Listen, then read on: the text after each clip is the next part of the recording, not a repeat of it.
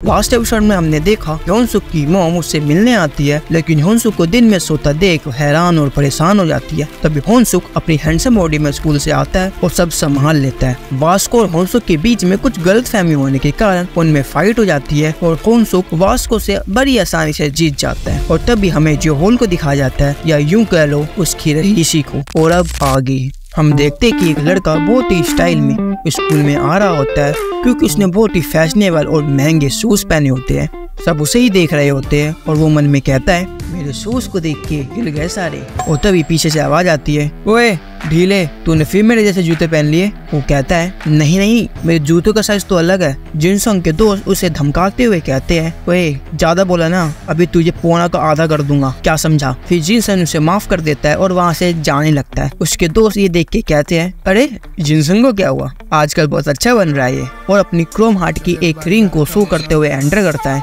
सभी लड़कियां ये देख के दीवानी हो रही होती है, लेकिन इसे नहीं, उसके पीछे खड़े जोहोल को, क्योंकि उसकी 5 उंगलियों में क्रोम हार्टेड की रिंग्स होती है। क्रोम हार्टेड रिंग्स मींस आप ये समझ लो वहाँ का ये बहुत लग्जरी ब्रांड है। होनल उसे पूछती है, ये क्रोम हार्ट ब्रांड की रिंग्स है ना। वाओ। जोहोल कोई जवाब नहीं देता, क्योंकि वो क्लास में बहुत ही कम बोलना पसंद करता है, या बोलता ही नहीं है, और अपनी सीट पे जाके बैठ जाता है। और तभी एंट्री होती है हमारे हीरो पार्क होन्सुक की। लड़कियां उसे देख के मानो मर मिटती है और उसे घेर लेती है। दूर खड़े वो 3 लड़के कहते हैं, यार ये अपनी लुक्स और फैशन को लेके कितना फेमस हो गया है, और आते ही इसने जिनसंग को हरा दिया और सबके सामने हीरो बन गया। उनमें से एक लड़का कहता है, अगर ध्यान से देखा जाए तो इसका ड्रेसिंग सेंस एकदम खराब है। एक ही जूते पहनता है, वही सारा सा बैग आला गरीब कहीं का। और ये सारी बातें जोहोल सुन रहा होता है। तभी सीन आर्किटेक्चर क्लास में शिफ्ट होता है। वहाँ वन नकल गैंग्स की मीटिंग चल रही होती है। सब लोग पाक बोंजी से पूछते हैं कि वास्को कहाँ है, वो ठीक तो है ना, लड़ाई में वो कैसे हार गया, तुम जवाब क्यों नहीं दे रहे। और तभी वास्को का मैसेज आता है कि बोंजी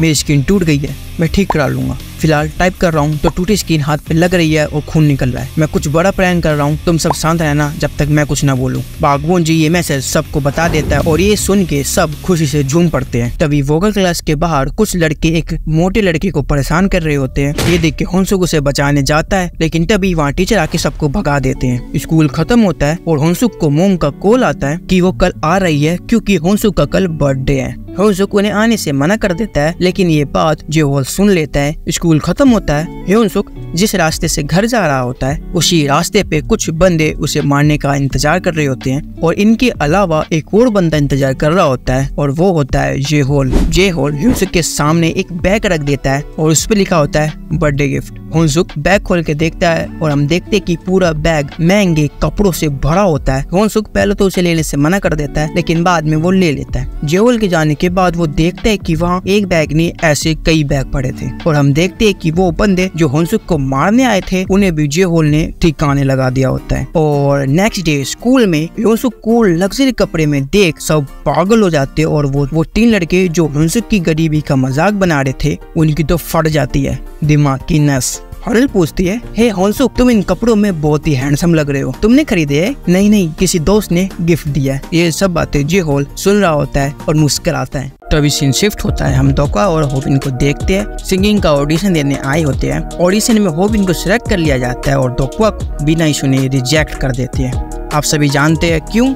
लुक्स। तभी स्कूल में होबिन और उसके दोस्त दोक्वा को फिर से परेशान कर रहे होते हैं, क्योंकि उसने भी स्कूल फेस्टिवल में होने वाले सिंगिंग कंपटीशन में अप्लाई किया था। होबिन वो एप्लीकेशन उसके सामने फाड़ देता है। ये काफी नहीं होता तो वो तीनों कभी उससे खाना मंगवाते हैं तो कभी उससे पानी। ये देख के होन्सुक को बहुत गुस्सा आ जाता है। वो होबिन के सामने जाके खड़ा हो जाता है। होबिन कहता है, अब तुम दोनों को क्या चाहिए? होन्सुक देखता है कि जोहोल भी उसके साथ खड़ा होता है, और फिर जिनसंग भी वहाँ आ जाता है। होबिन तीनों को देख के कहता है, तुम जानते हो कि तुम किससे उलझ रहे हो? और तभी वहाँ वास्को आके कहता है, तू जानता है कि तू किससे उलझ रहा है? होबिन कहता है, वास्को, मैंने सुना है कि तू अकेले ही पूरी गैंग से भिड़ गया था। होन्सुक मन में सोचता है, क्या मेरी ही वजह से वास्को इतने टाइम घर पे था? वास्को पाक बोंजी को अपना फोन देके कहता है, इसे संभालना, पिछली बार स्क्रीन टूट गई थी, इसे ठीक कराने में बहुत खर्चा आता है। फिर वास्को होबिन को सनग्लासेस उतारने के लिए कहता है कि मैं तेरे सनग्लासेस तोड़ना नहीं चाहता। क्यों? अब दिखाना दादागिरी। होबिन बहुत गुस्से में आता है और वहाँ की प्लेट पे लात मार के चला जाता है। होबिन दोक्वा की हेल्प करने के लिए हाथ बढ़ाता है, लेकिन दोक्वा बिना कुछ कहे वहाँ से चला जाता है। ह्योनसुक उसका फटा हुआ एप्लीकेशन फॉर्म चिपका के उसे स्कूल के बाहर मिलता है और कहता है कि हाय दकवा, कैसे हो। लेकिन दकवा को लगता है कि वो उसका इस्तेमाल करने के लिए उससे दोस्ती करना चाहता है। दकवा वहाँ से जाते हुए कहता है कि एक दिन पूरी दुनिया मुझे पहचानेगी, एनएम की तरह। लोग उसकी भी गरीबी का मजाक उड़ाते थे।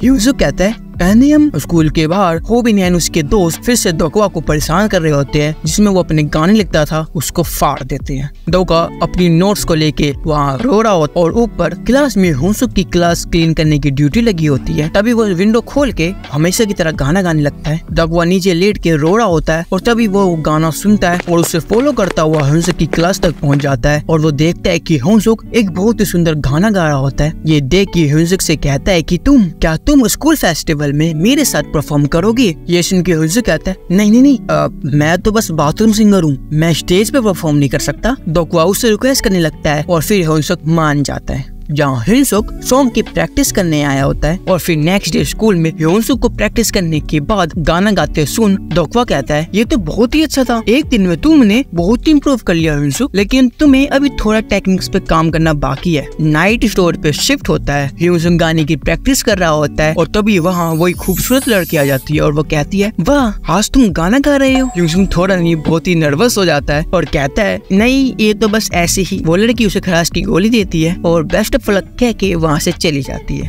नेक्स्ट डे स्कूल में वो सब ह्योनसुक का गाना सुन के शौक हो जाते हैं। ह्योनसुक ने बहुत ही अच्छा गाया होता है क्योंकि उसने अपनी दोनों बॉडी में गाने की प्रैक्टिस की थी। स्कूल के बाहर होबिन दोकवा और उस पतले लड़के को पकड़ लेता है और बहुत परेशान करने लगता है। होबिन कहता है ओए तू चश्मिश, चल उस मोटे लड़के को मार, नहीं तो मैं तुझे मारूंगा। वो लड़का डर के कारण दोकवा को मारने के लिए हाथ उठाता है, लेकिन तभी होबिन को किसी का कॉल आ जाता है और वो सब वहाँ से चले जाते हैं। उनके जाने के बाद वो दोकवा से माफी मांगता है और तभी उसे रियलाइज होता है कि एक और है जिससे उसे अभी माफी मांगनी है। तभी हम देखते हैं कि दोकवा और वो लड़का नए स्टोर में आए होते हैं जहाँ ह्योनसुक काम करता है। वो लड़का ह्योनसुक से माफी मांगता है क्योंकि बदमाशों के कहने पर उसने ह्योनसुक पे हाथ उठाया था। फिर वो तीनों स्टोर के पीछे बैठ जाते हैं और बात करने लगते हैं कि उनको कैसे लोगों ने परेशान किया है और मारा है। दोकवा कहता है मुझे भी पुराने स्कूल में बहुत मारते थे, बहुत परेशान करते थे। वो पतला लड़का कहता है मुझे तो उल्टा करके मारा था। ह्योनसुक तो इन सबसे आगे वो कहता है कि ये तो कुछ नहीं है, मुझे तो मेरी मम्मी के सामने मारा था, बेचारे के साथ बहुत ही ज्यादा गलत हुआ।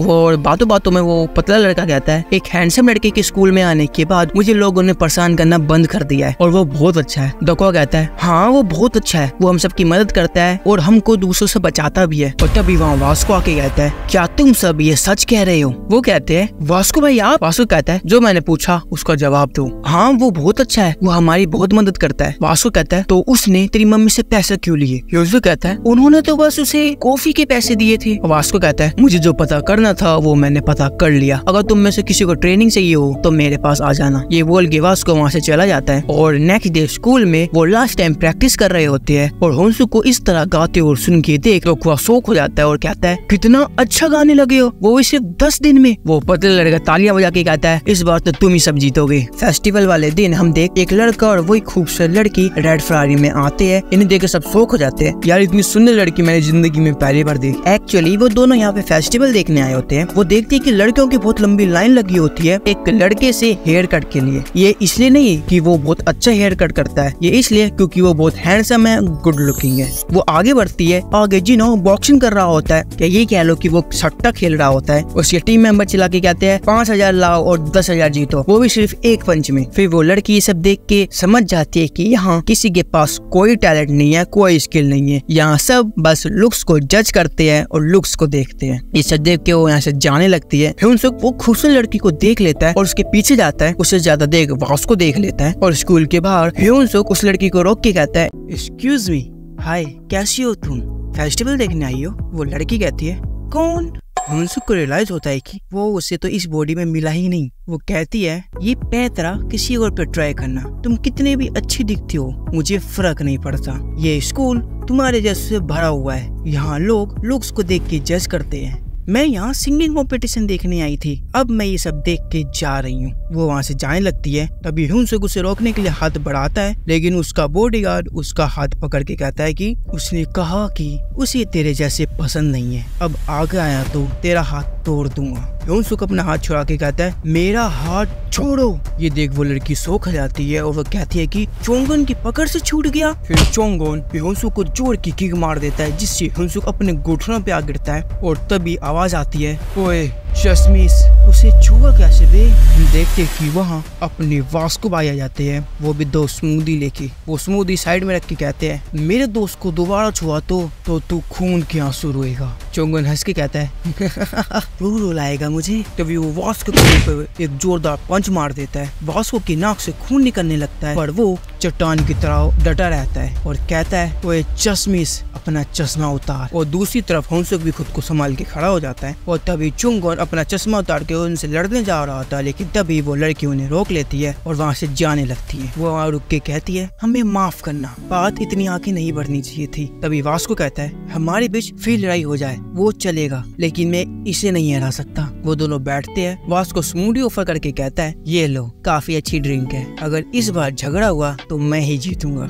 और तभी ह्योंसुक कंपटीशन के लिए चला जाता है। ये वो दोनों के लिए कॉस्ट्यूम लाया होता है और दोनों को बहुत ही अच्छे से रेडी कर देता है। और तभी वो भी आके कहता है कपड़े नहीं, आवाज में दम चाहिए। वो इनकी परफॉर्मेंस होता है और वो भी बहुत अच्छा रैप कर रहा होता है। लोग या यूं कहूँ खास तौर पर लड़कियां उसके लिए दीवानी हो रही होती है और उसका प्रोड्यूसर ऑडियंस का रिस्पांस देख के बहुत खुश हो रहा होता है और कहता है कि अब मैं इन्हें लॉन्च करूंगा। ह्योंसुक और दखवा उनकी परफॉर्मेंस स्टेज के पीछे से देख रहे होते हैं। ह्योंसुक कहता है यार यहाँ तो हजारों लोग आए हैं, मैं इनके सामने कैसे परफॉर्म करूंगा। दखवा कहता है परफॉर्म करते वक्त तुम उसे याद करना जिसे तुम सबसे ज्यादा प्यार करते हो। और इन परफॉर्मेंस के बाद आता है और कहता है देखा, इसे कहते हैं परफॉर्मेंस। दखवा उसे अप्रिशिएट करते हुए कहता है हाँ बहुत अच्छा था। वो भी उनसे चिढ़ जाता है और एक जबरदस्त पंच उसके पेट पे मार देता है। ह्योंसुक ये देख कर बहुत गुस्सा हो जाता है, उसे मारने जा रहा होता है, लेकिन तभी दखवा उसे रोक लेता है और कहता है कि नहीं, हम इसे अपनी परफॉर्मेंस से जवाब देंगे। एंड लास्ट में उनकी टर्न आती है। ह्योंसुक स्टेज पे आते ही बहुत नर्वस हो जाता है। लाइट का फोकस उन पे आता है और ह्योंसुक लोग को देख के बहुत ही ज्यादा नर्वस हो जाता है। म्यूजिक स्टार्ट होता है और ह्योंसुक की नर्वसनेस चरम सीमा तक पहुंच चुकी होती है और जब वो गाने के लिए कोशिश करता है तो उससे गले से एकदम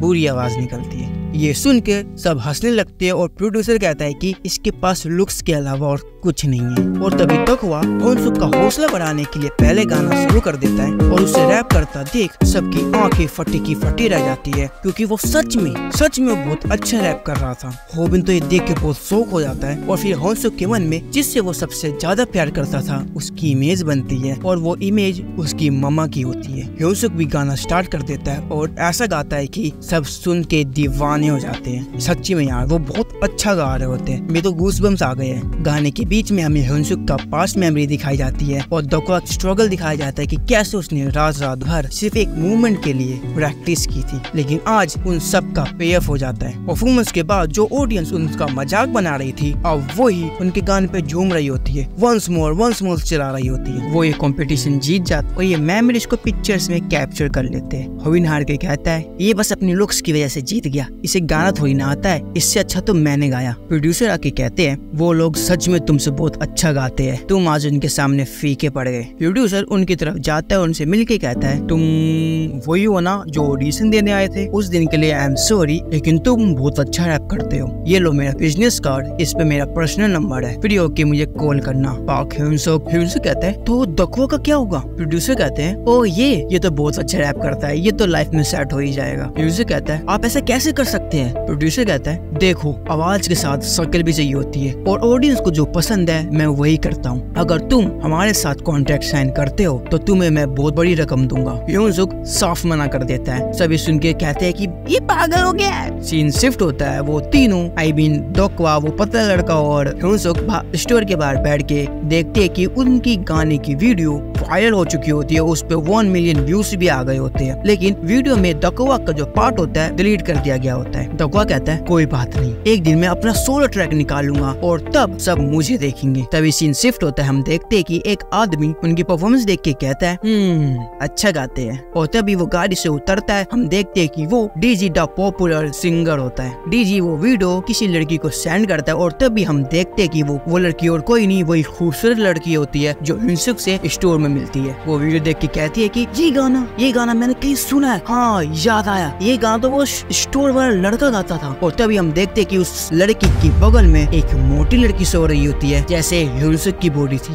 सीन शिफ्ट होता है, ह्यूनसुक स्कूल के रेडियो के जा रहा होता है और वो कहता है कि हम फिर मिलेंगे। और हम टेबल पे ट्रॉफी देखते हैं और दीवार पे पिक्चर्स में उनकी मेमोरीज, कंपटीशन जीतने की, स्कूल की, पार्टी की, वास्को भाई के साथ मम्मी की, डॉक्वा की और लास्ट में ह्यूनसुक की, या यूं कह लो उसकी दोनों बॉडी की।